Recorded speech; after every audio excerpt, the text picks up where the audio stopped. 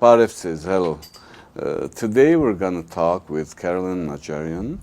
She's a philanthropist, a well-known doctor, a member of the Board of Trustees of the Tufenkian Foundation, and a long history she has with Armenia, Armenians in Armenia, and worldwide, especially in the United States.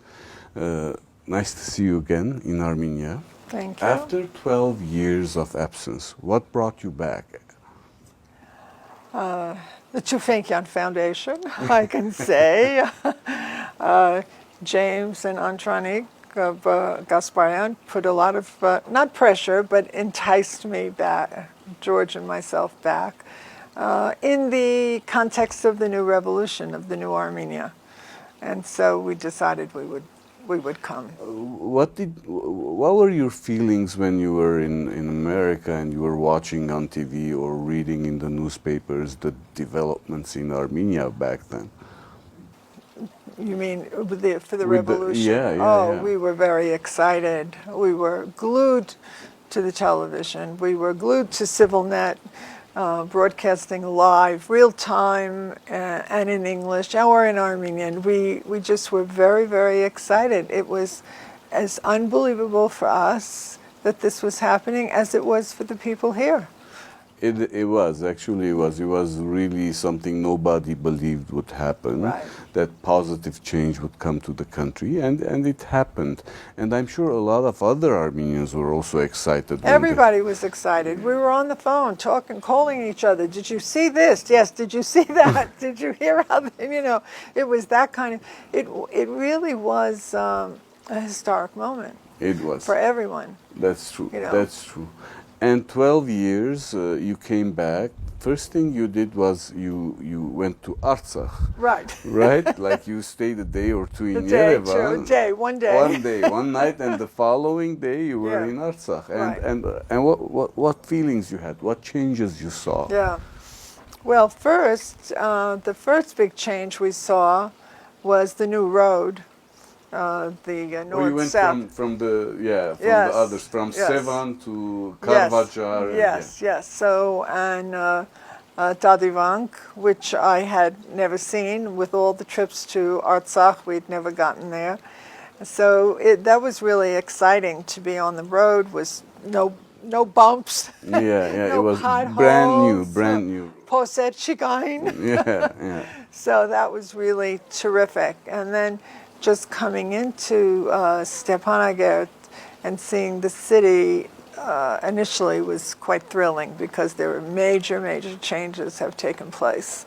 12 years ago, I guess it was still a war-affected city, and absolutely. And with the roads in bad shape, a lot of destruction probably. And what you were involved in Artsakh back then, and you did a lot of health-related activities. Yes. Could you remind us a few things you've done, and when you went back, what are the changes you saw? I went back to several of the places where we did a lot of work. We could start with Sushi, for example.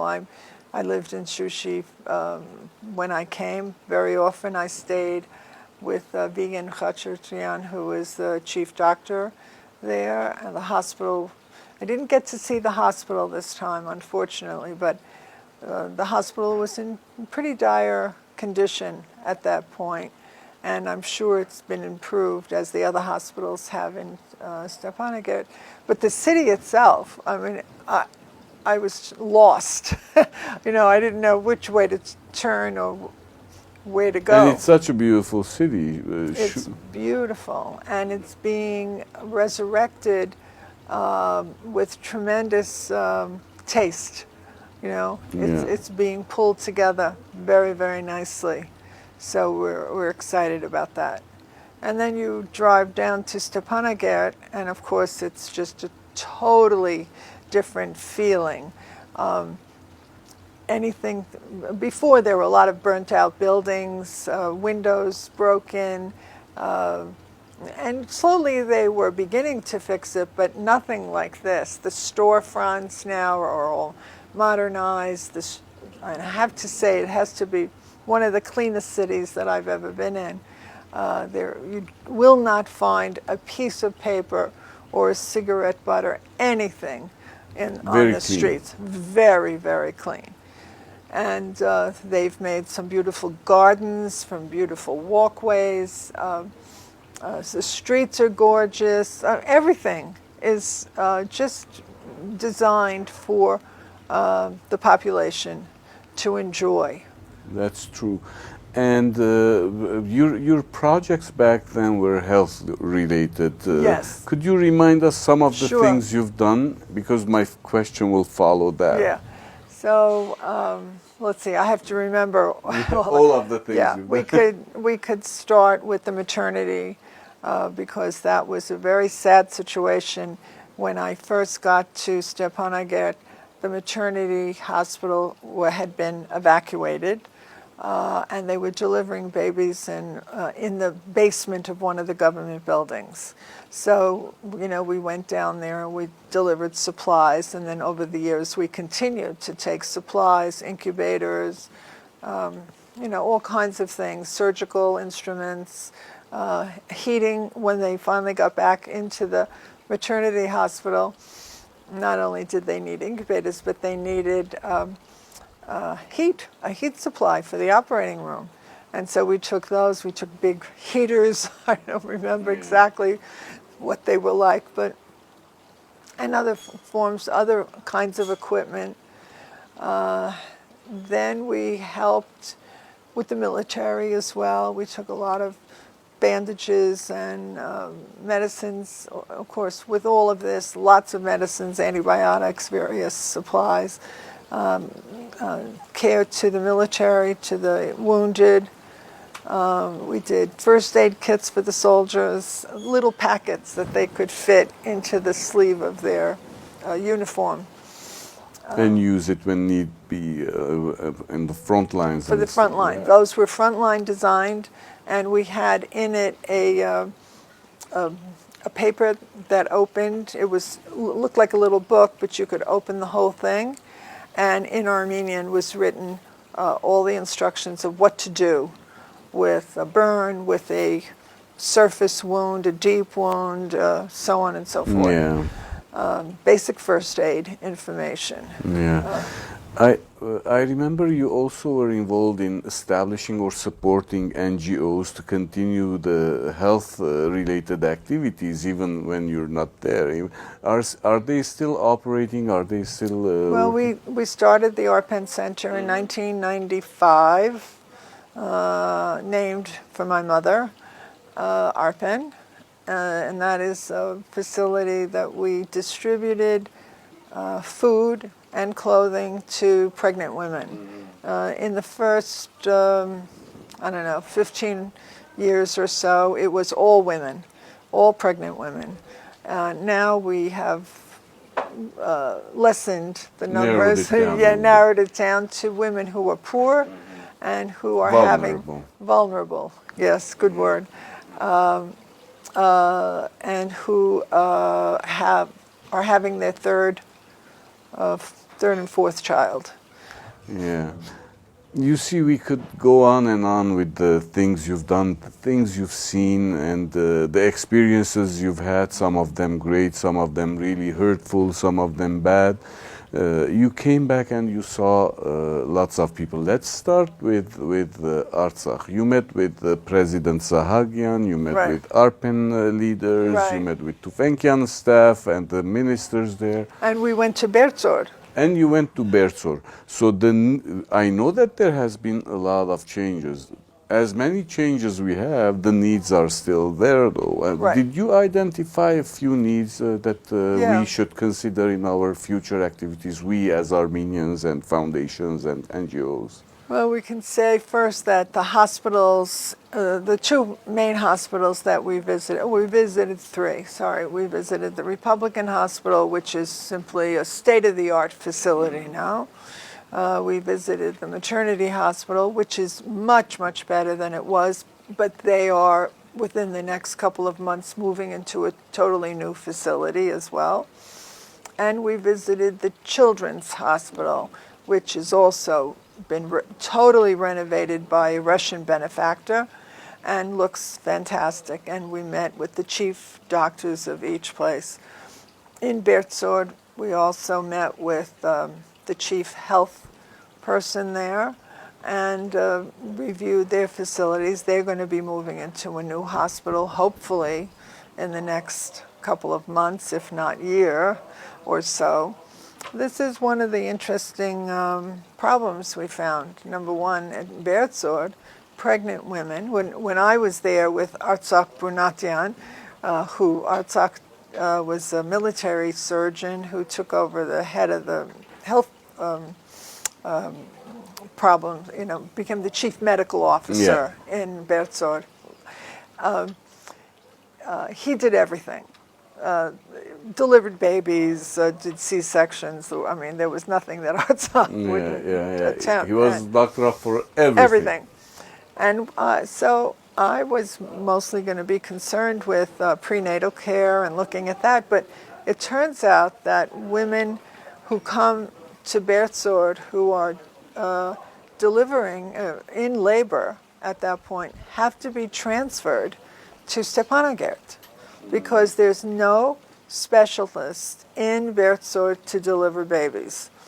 And there's no guarantee that even when they get into the new hospital that there's going to be a specialist. Yeah. And then in Stepanakert, the chief doctor of the maternity hospital said to me, well, even if they have a gynecologist obstetrician who can deliver babies, we won't allow it because they need to have a neonatal unit, they need to have surgical backup, et cetera, et cetera. And somehow there's something wrong here when a woman is in labor and she has to be transported a good solid hour over winding roads to Stepanakert to deliver a baby. Chelkas Chibargit. Yeah. That needs to find a solution, definitely. That's a big problem right there. Yeah, I see that. Yeah, so that is one big area. So when you start to peel the onion back, you come to the fact that what is really needed is training.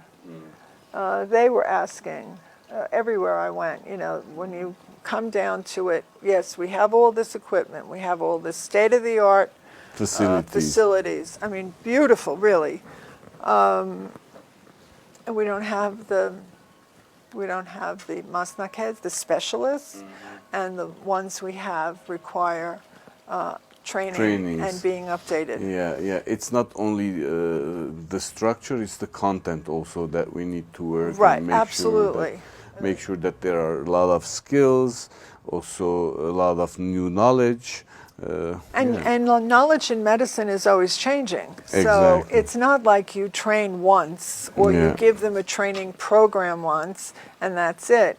In the U.S., we're required every 2 years to do 50 credits of continuing medical education. Yeah. It's part of the deal. You don't get your license unless you can say your renewal, which is every 2 years. You don't get that unless you can demonstrate that you've done these coursework. That's a very good point. Probably we need to work with the government to include something like that in also, the local medical structures and medical education programs. Right. Yeah, that's a good thing to probably promote in the country. Absolutely. Yeah. So that I think is the number one problem. It is potentially solvable. There is the argument that if you train these people, they learn English, they get trained, and then they leave. So that might be a risk. But if you make it nice enough.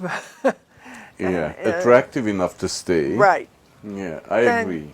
Then they will stay. I mean, I think there are people who, in their heart want to stay and want to help, Yeah. Now, you came back to Armenia and you had other activities in Yerevan, also some meetings with government people, with others.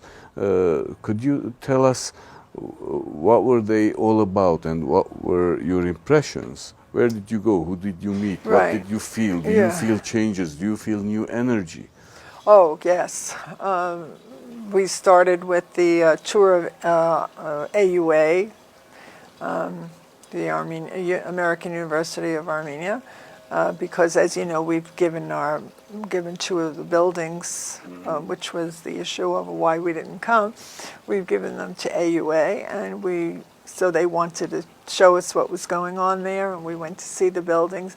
But just going through AUA was very encouraging. There was so much renovation, not innovation is what I want to say, in terms of what they're doing with the students, the kind of courses that are available. And then you get the sense of the young people around you as you're going through. We had lunch at the cafeteria. There's an energy, that is not, you can't invent just for visitors. You can't say to them, we're having visitors, so smile. The smiles were there, they're genuine, and people were terrific. So we went from there.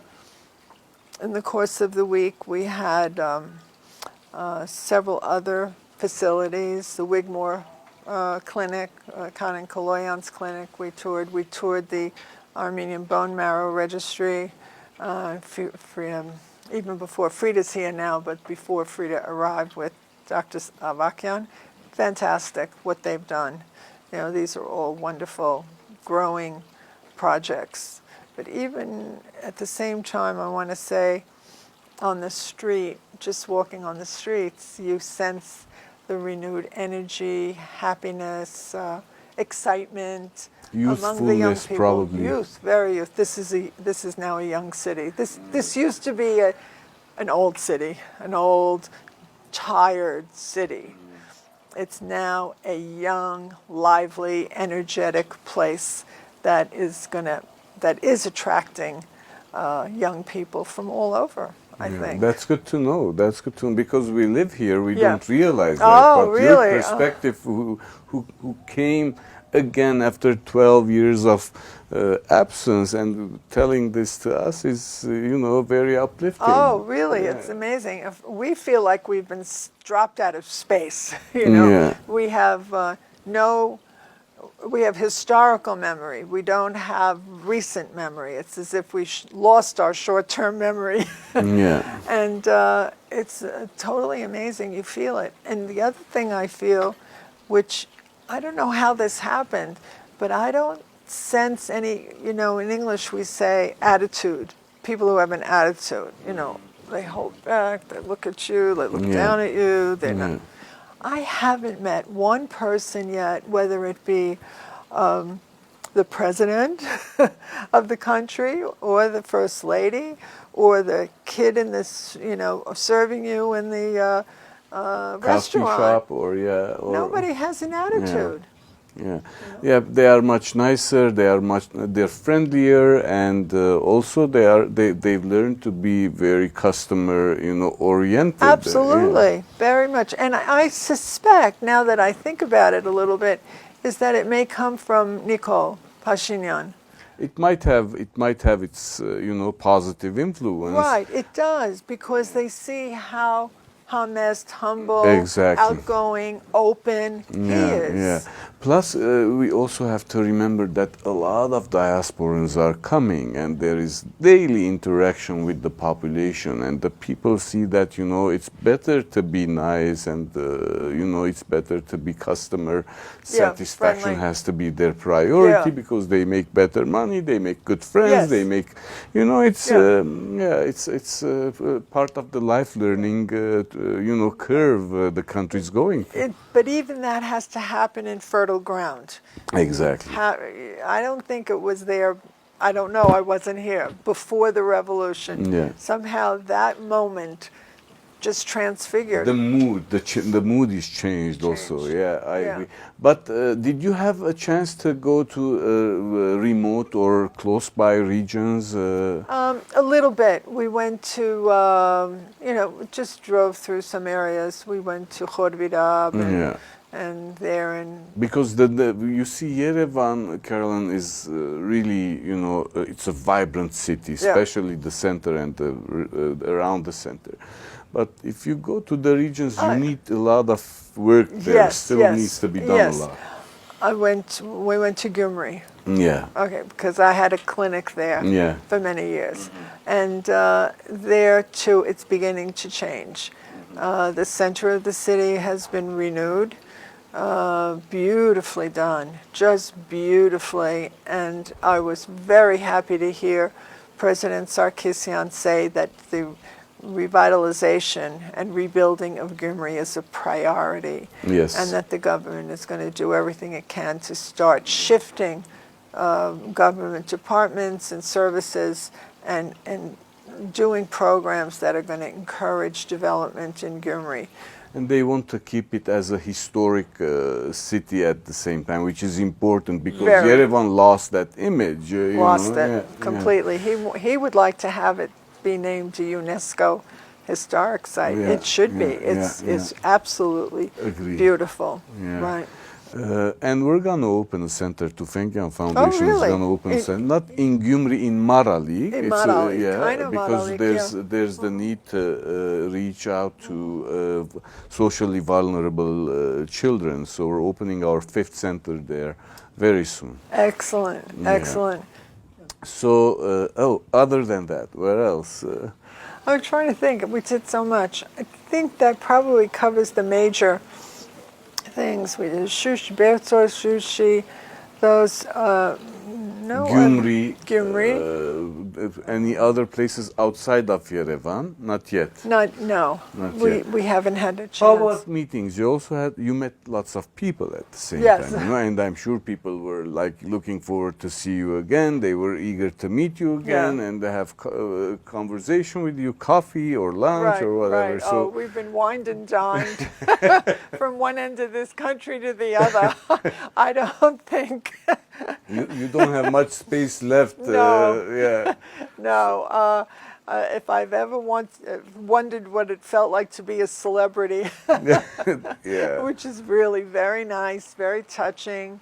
I've been profoundly moved. I can tell you I've had some very, very emotional meetings, which even just thinking about it starts to bring tears to my eyes. Can I tell you one in particular? Yes, of course. So we were walking, we had lunch with a friend in town in Yerevan, and then we were walking in the street and my phone rings and open it up and she says, "This is Zhenya." Zhenya? She says, "Yes, from 20 years ago." And so I'll tell you the story now. Zhenya is from Gremory. Zhenya had severe scoliosis. So she was just bending. She was 16 years old and she was bent like this, and it was getting progressively worse. Her mother was a nurse who worked in my clinic, and she approached me, very honest, very smart, humble and smart woman. She knew what the situation was, and she said, "Can you help us?" So we did. We found the Shriners Hospital in Chicago, where they treat orthopedic issues. Now she could have been treated in Yerevan at Carolann Center. Yeah, back then they didn't have that though. Didn't have it. I found an Armenian family in Chicago that was willing to host Zhenya and her mother for 3 months. And so we put her on a plane and we shipped her. The surgery was done. It was successful. She came back. She went to medical school. She became a pharmacist. Wow. She got married and has 2 children. Nice. That's fantastic. And she called you. And you weren't aware that you were going to get a phone call. No, I get the phone call. "Where are you?" She said, "I'm working in the pharmacy. We just opened next to the Wigmore." Oh, I said, "I don't know, Zhenya. It's too far right now. I can't get there. We'll meet. I'll call you back. We'll meet." But then I hung up and I said, "George, I got to see Zhenya. Let's walk over there now." we were in the street anyway, so let's look up. We got our map out and we're trying to figure out. We got there, we walked in, knocked on the door, walked into the pharmacy. Her co-worker looked at me and she somehow realized who I was, called Jenya from the back. She ran out.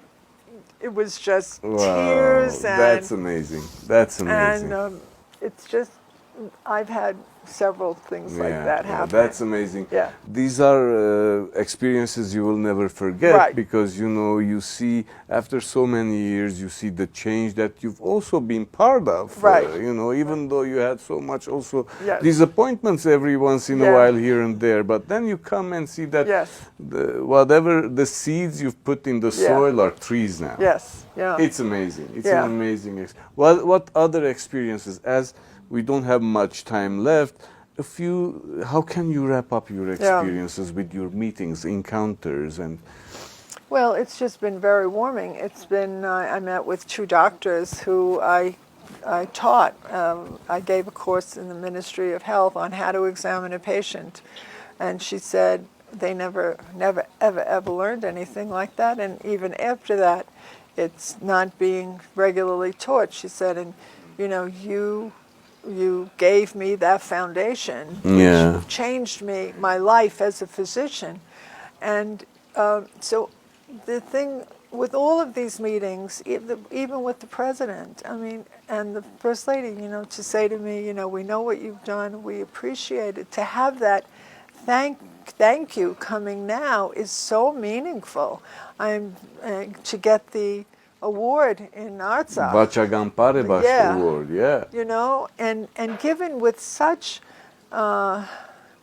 graciousness and thankfulness and humility. Yes, and saying we remember and thank you. It's stunning. It's really stunning for us. It's realization of a path which has been very fruitful at the end of the day. So that has been really a profound feeling that we've are coming away with. It's this many corners, many people have come forward and are finding us, and just to say thank you. And I'm amazed. So are you gonna wait 12 years again to come? Oh, Raffi, you're putting me. No.